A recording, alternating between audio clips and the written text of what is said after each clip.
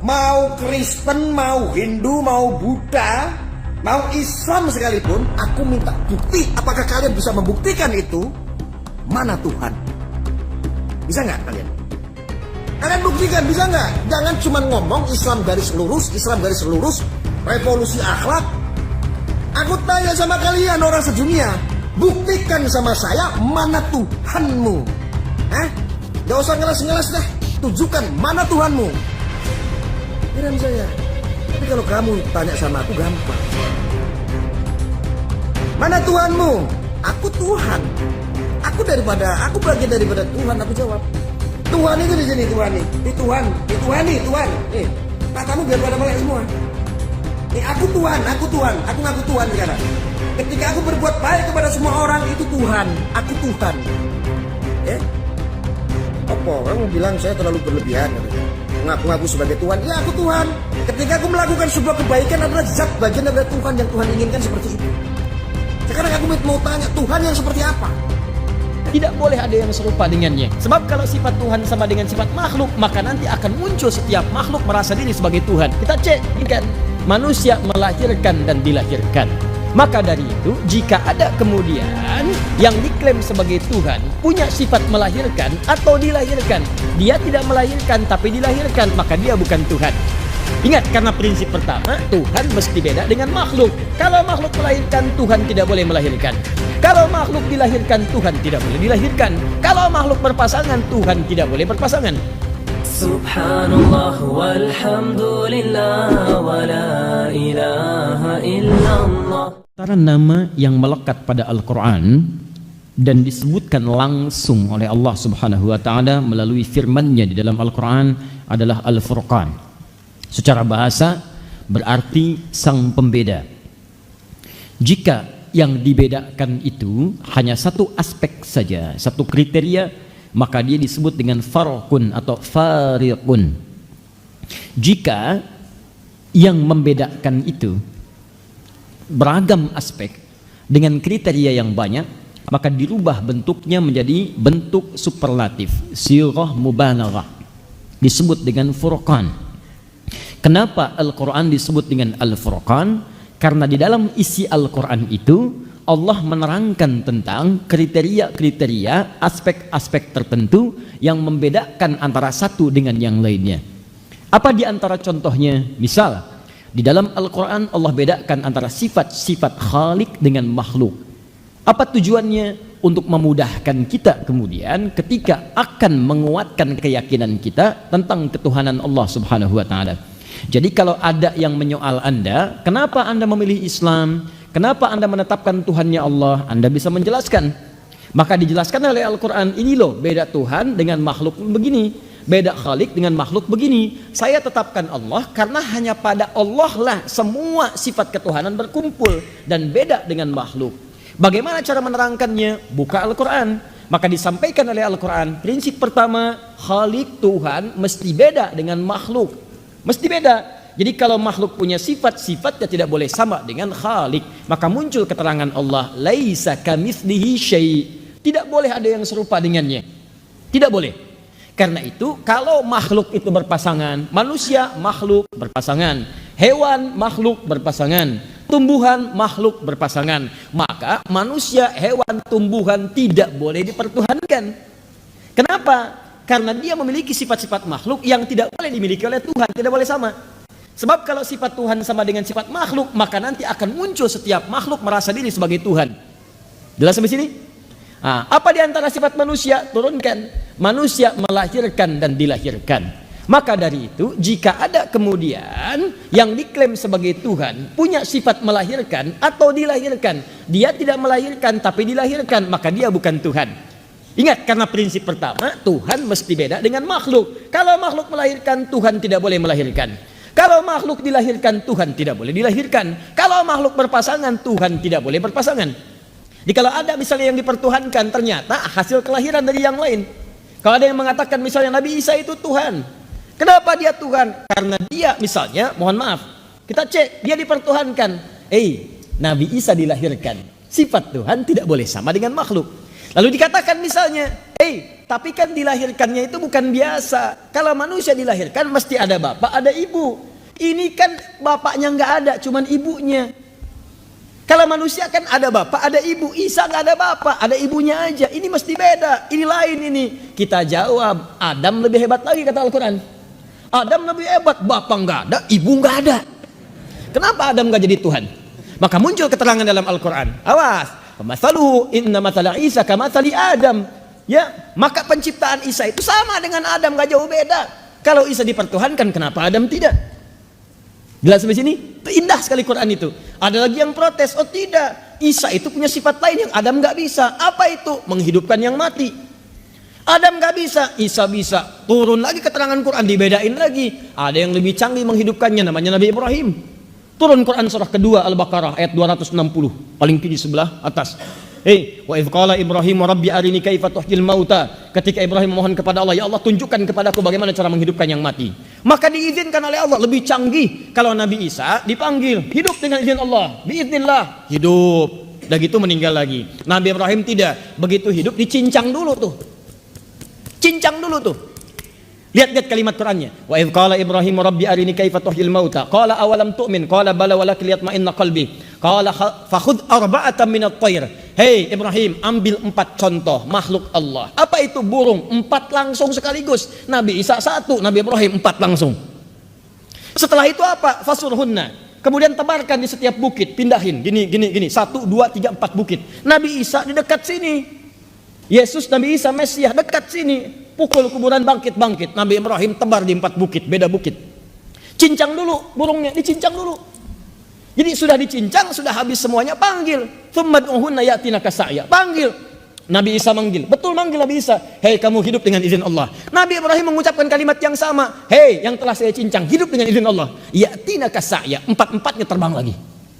Canggih mana? Nabi Ibrahim, Nabi Isa. Nabi Ibrahim, Nabi Isa dipanggil dekat. Nabi Ibrahim dipisahkan 4 bukit.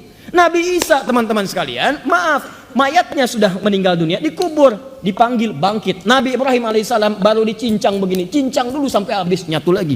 Nabi Isa 1, Nabi Ibrahim 4. Pertanyaan saya, kenapa Nabi Ibrahim tidak dipertuhankan? Tuh, itu Anda temukan dalam Al-Quran. Ini bukan ingin menyoal yang lain, tidak.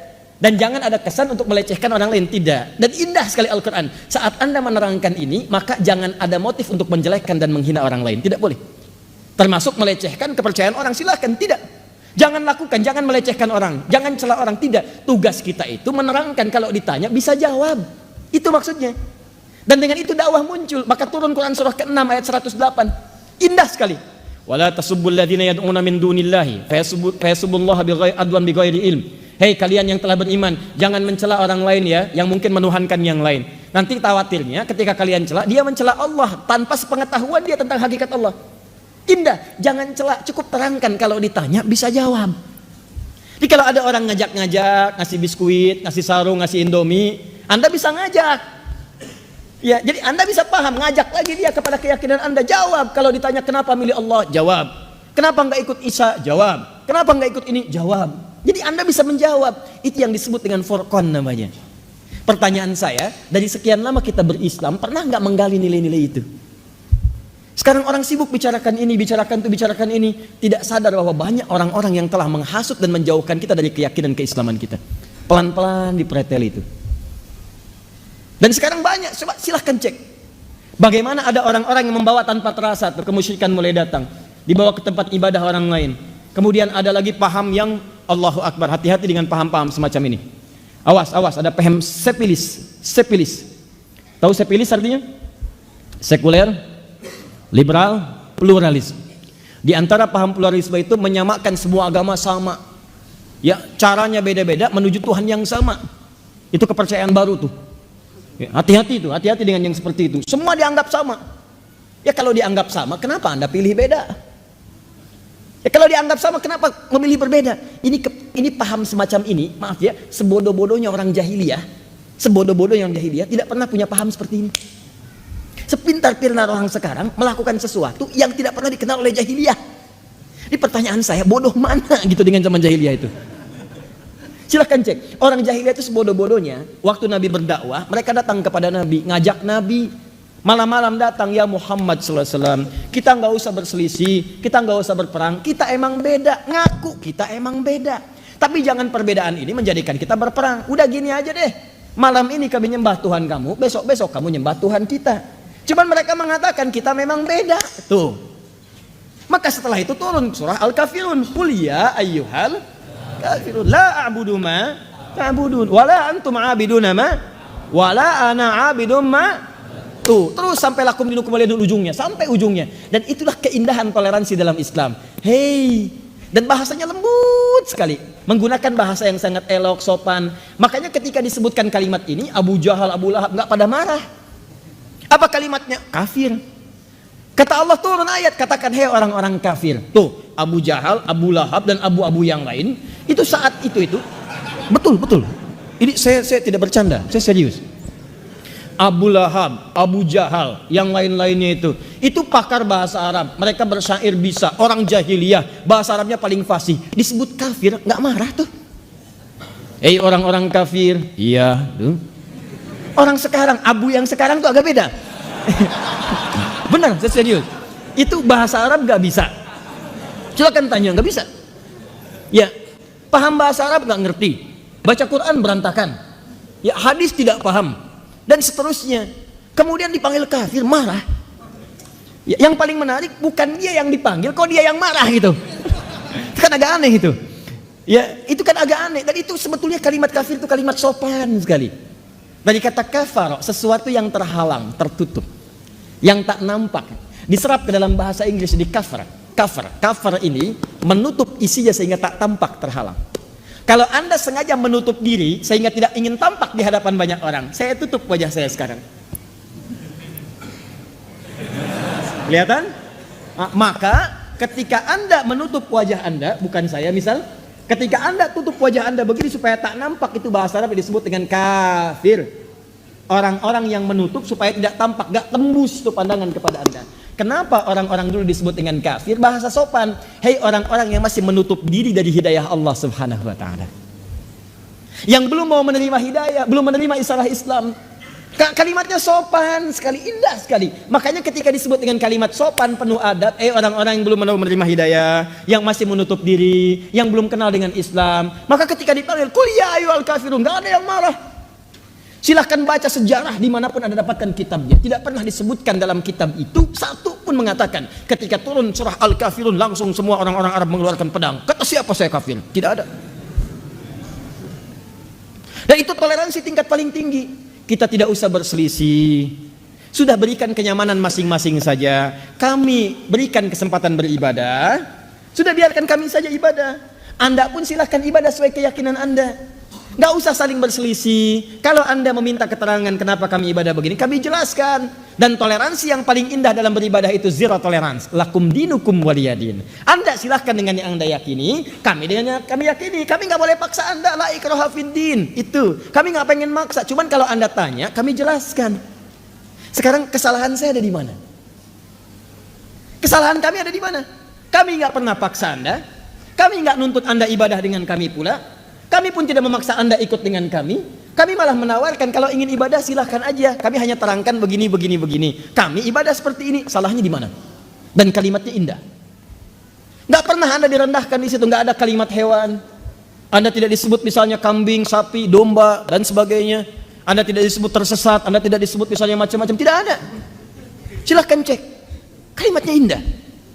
Dan itulah bahasa Al-Quran. Dakwah dengan hikmah, akhlak, kalimat-kalimat yang indah.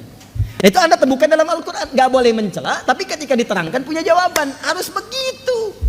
Di keyakinan itu kuat. Fa'lam annahu la ilaha illallah. Quran surah 47 ayat 19. Mesti punya ilmu untuk menetapkan tiada Tuhan selain Allah. Jadi kalau ditanya, jawab. Ini sudah gak bisa jawab, Indomie diterima. Pindah lagi. Tuhan kita itu tidak semurah Indomie. Jelas? Nah, itu contoh yang pertama. Kalau Anda nanti bahas lagi banyak contohnya. Banyak. Nah, contoh kedua misal, apa bedanya orang munafik dengan orang yang taat? Orang yang taat dengan orang ahli maksiat. Kalau Anda ingin lihat ciri-ciri orang munafik, gak kelihatan. kadang bergaul dengan kita, kadang-kadang kalimatnya menarik, retorikanya begitu cantik kayak yang benar, padahal itu musuh yang paling nyata. Nah, dari mana Anda bisa mengidentifikasi kalau ini orang bermasalah? Buka Al-Quran, maka di situ akan dibedakan. Ini ciri orang munafik begini. Kalau dengan Anda, dia bisa mengangkat-angkat Anda, di belakang dia jadi masalah. Langsung dikasih contoh. Ini teorinya, ini ciri-cirinya, ini sifat-sifatnya, contoh zaman nabinya seperti ini, contoh zaman sekarangnya kekinian. Ada ditemukan. Ada semuanya. Dan itu ketika Anda bawa ke dalam pergaulan, Anda akan temukan. Bukan cuma urusan agama aja, nanti di kantor Anda bisa temukan. Orang-orang dekat dengan Anda, begitu jabatannya didapatkan, Anda didepak kemudian. Ada. Di bisnis, ditempel Anda, begitu proyeknya dapat, Anda dibuang. Ada. Ada, kalau Anda tidak identifikasi dari awal, Anda yang terjerumus nantinya.